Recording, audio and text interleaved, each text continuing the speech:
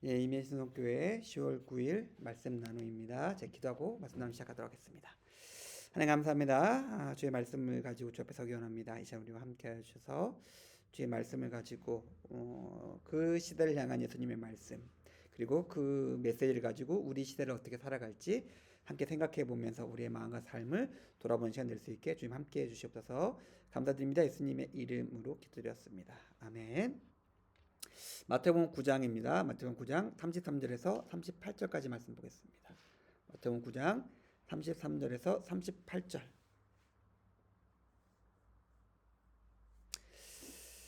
32절부터 보겠습니다. 그들이 나갈 때에 귀신 들려 말 못하는 사람을 예수께 데려오니 귀신이 쫓겨나고 말 못하는 사람이 말하거늘 무리가 놀랍게 여겨 이르되 이스라엘 가운데서 이런 일을 본 적이 없다 하되 바리새인들은 이르되 그가 기실의 왕을 의지하여 귀신을 쫓아낸다 하더라.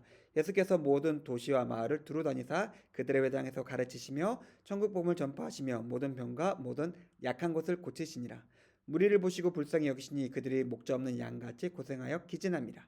이에 제자들에게 이르시되 추수할 것은 많으되 일꾼이 적으니 그러므로 추수하는 주인에게 청하여 추수한 일꾼들을 보내주소서 하라 하시니라. 아멘.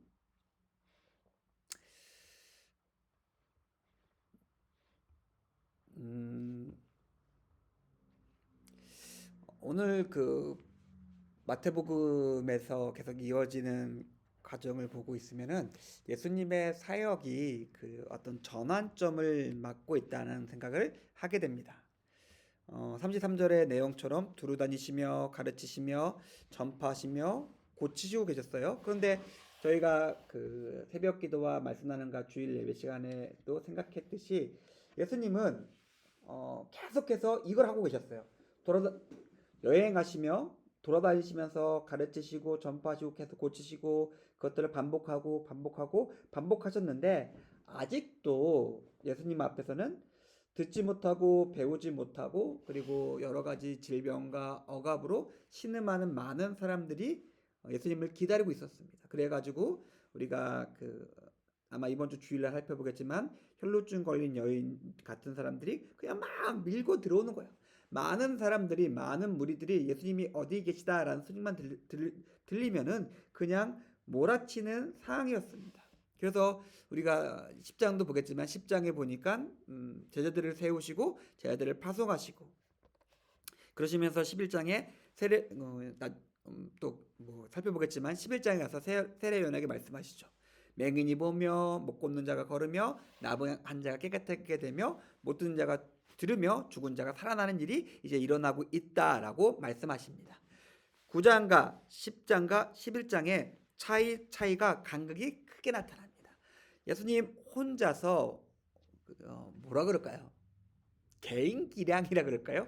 자기 개인 기량을 끝까지 펼쳐서 일하셨지만은 그 너무나 많은 사람들 때문에 예수님이 함께에 봉착하셨고 예수님이 몸은 하나셨으니까 10장에 들어서서 제자들을 세우시고 제자들이 쫙 흩어져서 하나님 나라의 일을 할 때에 나타난 일을 세례요한에게 설명해 주고 있죠. 예수님이 홀로 일하셨을 때는 예수님이지만은 한 몸이셨기 때문에 명백한 한계와 부침이 있었습니다. 그러나 예수님의 일을 하고 있고 예수님의 말씀을 듣고 예수님의 명령을 받고 그것을 가지고 살아가는 사람이 각자 흩어져 살아갈 때 이사야에서 말씀하셨던 것처럼 하나님께서 예언의 말씀을 주셨던 것처럼 그리고 예수님이 말씀하셨던 것처럼 세상이 모든 사람이 치유와 구원과 회복의 말씀을 듣게 됐고 그리고 하나님 나라가 전파되게 됩니다. 이게 지금 예수님께서 보여주시고 예수님께서 만드신 하나님의 나라의 모습이셨습니다. 자, 그런데 우리가 이것에 있어서 또 반대로 생각해 볼 한 가지가 더 있어요. 이게 뭐냐면은 부르신 자들이 있습니다. 부르셔서 가르쳐서 세운 사람들이 있습니다. 세워서 보낸 사람들이 있어요. 근데 이 사람들이 쟤들처럼 보내심을 받았음에도 불구하고 움직이지 않는다면 못 들은 채 하거나 들었는데도 알지 못한 채 가만히 우두커니 서서 그냥 자기 혼자만 좋은 것을 누리고 있다면은 어떻게 될까요? 많이 들어본 표현 중에 이런 표현이 있습니다. 그 우리가 체리 피킹이라 그러는데, 그러니까 체리를 여러 그 뭐 케이크 같은 데인데 체리만 딱 올라가 있으니까 체리가 맛있으니까 체리만 골라 먹는 거를 체리 피킹이라 그래요. 우리 신앙에서도 그런 비슷한 행태를 할 수 있습니다. 우리가 좋아하는 것들이 있고 우리가 해야 되는 것들이 있고 우리가 하기 싫은 것들이 있어요. 그것은 다 하나님의 명령 안에서 하나님의 말씀 안에 같이 있는 것들입니다. 근데 우리는 골라 먹어요. 구원받아야 되지. 은혜 받아야 되지. 치유와 평안 누려야 되지. 그다음에 우리 집안이 잘 돼야 되지. 뭐 그런 것들이 신앙에 분명히 있는 요소죠. 하나님께서 약속하신 것들입니다. 그래서 우리는 그것들을 좋아하고 그것들을 받는 것을 너무나 즐겨합니다. 그런데 신앙이라고 하는 것은 그것만 들어있는 것들이 아니라 다른 예수님의 명령도 있고 우리의 의무와 책임도 많이 들어있습니다. 어떻게 보면은 앞에서 제가 말씀드렸던 복과 은혜와 치유와 평안은 어떻게 보면 달란트 같은 것들이에요.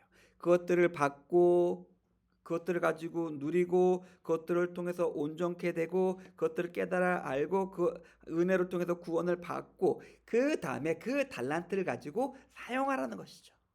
가서 전해서 너를 통해서 하나님 나라가 전파되며 하나님의 영광과 거룩이 나타나게 하라는 하나님의 명령입니다. 그런데 우리가 그것들을 내버려 둔 채 좋은 것만 누리고 이게 신앙이구나, 그리고 여기서 뭐 열심히 살아야지라는 것에만 내 신앙이 국한되어 있다면은 우리는 예수님께서 말씀하신 대로 한 달란트 받은 자예요. 그냥 내게 주신 달란트가 내 거로 끝나는 것이죠. 아니요. 내게 주신 달란트는 내게 주신 구원은 내게 주신 복과 은혜는 좋은 것이죠. 그것을 통해서 우리가 치유되고 온전케 되고 회복되죠. 하지만 그것을 통해서 그 회복됨을 통해서 하나님은 더 큰 일을 우리를 통해서 이루고자 한다는 사실을 우리가 기억했으면 좋겠습니다. 근데 우리가 이렇게 생각해 볼 수 있을 것 같아요. 제가 이 말씀을 준비하면서 이 생각이 들었는데, 왜 안 하느냐? 왜 안 할까요? 하기가 싫어요. 그리고 잘하지도 못해요. 우리가 겨우겨우 살고 있고 하나님께서 주신 치유와 평안과 능력으로서 회복되는데 우리가 받는 것은 익숙하지만 그것을 나눠주는 것은 잘 못해요. 하기도 싫은데 잘하지도 못해요. 그럼 어떻게 될까요? 안 하게 되는 거죠. 그래서 안 하는 거예요. 제가 한번 말씀드렸던 적이 있습니다. 제가 좋아하는 덴젤 워싱턴이라는 분이 영어 배우고 했던 이야기였는데, You practice anything a long time, you get good at it. 이런 표현이 있어요. 제가 너무 좋아서 외우고 있는 문장인데, 어떤 것이 됐든지 네가 정말로 오랫동안 하면은 너 그거 잘하게 된다라는 것이에요. 싫어요, 힘들어요, 어려워요. 예, 그런 일 있을 수 있죠. 하지만 그것들을 시도해보고 그리고 계속해보고 오래 하다 보면은 그것들이 익숙해지고 그것들을 잘하게 될 것이라는 것입니다. 우리 신앙에 있어서 경건과 거룩, 하나님의 말씀과 명령이 이런 것들이에요. 해야 됩니다. 해보세요.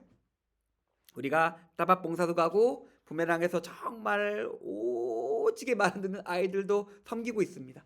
힘들죠. 하기 싫죠. 그런데 하다 보면 알게 되고 하다 보면 깨닫게 되고 하다 보면 느끼게 됩니다. 그리고 그것을 계속 하다 보면 어떻게 될까요? 우리가 잘하게 됩니다. 자, 본문에 나오지 않지만 예수님은 세례요한에게 말씀하시죠. 복음을 듣고 고침을 받는 사람들이 있다. 누굴까요? 병든 자들, 가난한 자들, 11장에 나옵니다. 그런 자들이 있다라고 이야기합니다. 오늘 본문에서도 예수님들은 사람들을 불쌍히 여기세요. 다른 본문에 통해서 우리가 알 수 있는 것이죠. 그들이 고생하고 있고 기진했기 때문에 그렇습니다. 피곤한 사람들이에요. 고통받는 사람들이 있습니다. 예수님께서 제자들을 보내시는 사람들은 그런 사람들이었어요. 우리가 잘 알고 있는 것처럼 우리가 저번 주일 예배에서 살펴본 것처럼 건강한 자에게는 의사가 필요 없는데 병든 자에게는 의사가 필요하다라고 하시는 것이죠. 예수님께서는 그런 사람들을 상대하셨고 우리가 보냄을 받은 사람도 그런 사람들이에요. 우리 옆에 이런 사람들이 있어야 합니다. 우리 옆에 정말 어떻게 보면은 가난하고 정말 못났고 어떻게 보면은 배은망덕한 사람? 그런 사람들이 있어야 돼요. 그런 사람들에게 우리를 보내셨기 때문에 그렇습니다. 제가 있다 보면은 글쎄 제 개인적인 경험입니다. 음, 하나님의 일을 한다. 하나님의 마음을 가지고 살아간다. 그럴 때 가장 많이 마주치는 사람의 유형은 어떤 사람이냐면 배은 망덕한 사람들이에요. 와, 진짜 너무하는 거 아니야?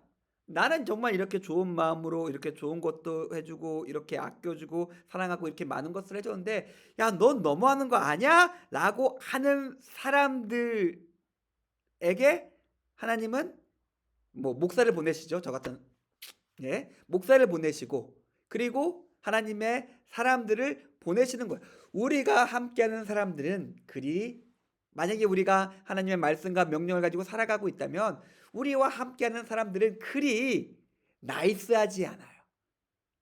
거칠고 의심 많고 말 안 듣고 우리를 화나게 하며 우리를 아프게 합니다. 그런데 하나님은 그들에게 우리를 보내셨어요. 우리가 제가 앞에서 말씀드렸던 바도 있긴 하지만은 여기서 우리가 한 가지 생각했으면 하는 것이 어, 포기하지 않았으면 좋겠습니다. 내가 진짜 치사하고 돌아서 내가 안 한다라는 생각이 들 수도 있어요. 그렇지, 당연히 그럴 수도 있겠죠. 인간적인 마음이 있으니까. 하지만 그 순간에도 포기하지 않고 있는 것이 하나님 예수 그리스도의 마음이며 하나님께서 우리를 보내신 뜻이고 우리가 거기서 포기하지 않고 배은망덕하고 나를 거부하고 나를 화나게 하고 내게 욕되게 하며 내 몸에 상처를 입히는 사람들이라 할지라도 내가 거기서 하나님의 마음을 가지고 거기에 서 있는다면은 그리고 그것들을 오랫동안 한다면은 나를 통해서 하나님은 일하십니다. 제가 거기서 하나님이 나를 통해서 일하신다는 것들을 경험하게 됐을 때 그 다음부터는 잘하게 되는 것이죠. 자, 여기서 중요한 한 가지에 우리가 가져야 될 것이 등장합니다. 뭐냐면은 여기서 오늘 본문에 보면 예수님의 마음이 등장해요. 어떠한 마음일까요?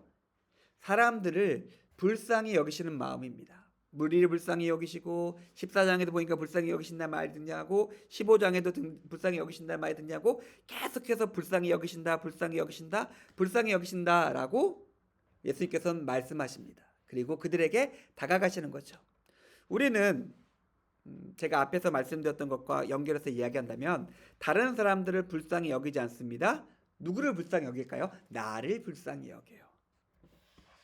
내가 못나고 부족하고 어려운 것들이 있죠. 그것 때문에 내가 불쌍해. 그래서 나를 도와줘야 돼. 그래서 내가 돈 벌어야 되고 내가 아파트 사야 되고 내가 좋은 차 사야 되고 내가 좋은 것들을 가지고 있어야 되고 나를 불쌍히 여깁니다.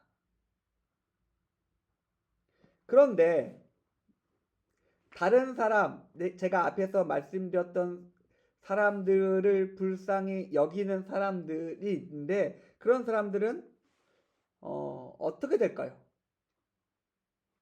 예수님의 삶에서 봐서 알 수 있지만은 그런 사람들과 함께 할 때 제가 앞에서 좋은 것들을 말씀드렸죠. 하나님께서 나를 통해서 일하시고 역사하신다. 그런 사람들과 함께 하게 된다면은 우리는 그런 사람들과 비슷하게 됩니다. 그곳에 살아야 되고 그들과 같은 것을 먹게 되며 그들과 같은 일을 하게 되며 그들과 같은 모습으로 살아가게 됩니다. 파산한 사람들과 함께하기 위해서 우리가 파산하게 된다는 것이죠. 그런데 제가 여기서 이 말씀을 꼭 드리고 싶은데 우리가 그들과 함께하면서 그들에게 다가가서 예수 그리스도의 마음으로 살아가고 그들과 같은 모습이 되게 된다면은 그럴 때 예수님의 마음을 가지게 되었고 그럴 때 우리가 부유하게 됩니다. 성경의 역설이 여기 나타나는 것이죠. 고린도후서 6장 10절인데 제가 읽겠습니다. 근심하는 자 같으나 항상 기뻐하고 가난한 자 같으나 많은 사람을 부유하게 하고 아무것도 없는 자 같으나 모든 것을 가진 자로다. 우리가 볼 때는 내가 예수님을 따라서 예수님의 마음으로 예수님처럼 살아가다 보면은 아무것도 가진 것도 없는 것 같고 배고프고 힘들고 어려운 것 같은 건데, 그 바울이 들어보니까 그런데 야, 난 되게 기쁜데? 난 되게 부유한데? 난 지금 모든 것을 가지고 있는데? 그렇게 고백할 수 있다는 것이죠. 사랑하는 성도님들, 이것이 하나님의 약속이고 이것이 하나님의 약속을 따라 살아간 사람들의 고백입니다.